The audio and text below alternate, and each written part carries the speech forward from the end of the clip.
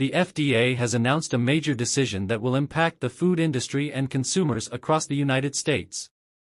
Red dye number 3, a synthetic coloring used in thousands of food products, is being banned due to its links to cancer in laboratory animals.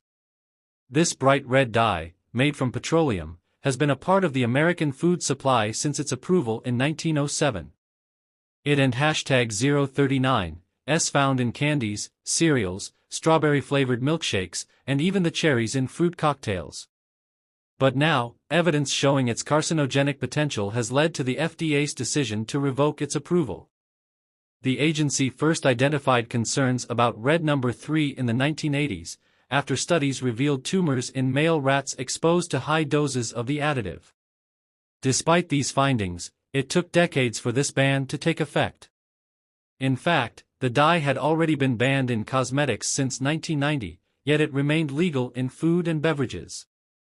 The FDA's latest action is a victory for consumer advocacy groups and lawmakers who have long pushed for its removal. They argue that this decision is long overdue, as the evidence against the dye's safety has been clear for years.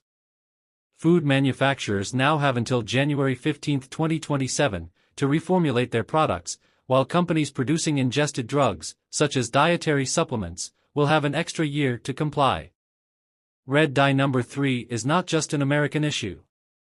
It has already been banned or severely restricted in places like Australia, Japan, and the European Union.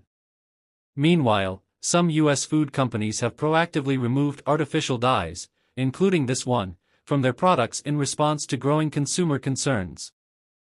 The FDA's move comes as consumer awareness about food safety grows.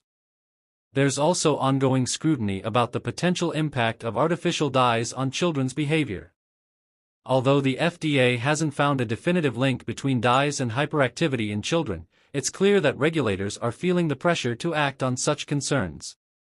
This ban is seen as a step forward in removing unnecessary risks from the American food supply. Advocacy groups are now calling for a closer look at other artificial dyes still in use. For consumers, this decision means greater transparency and safety in the products they consume.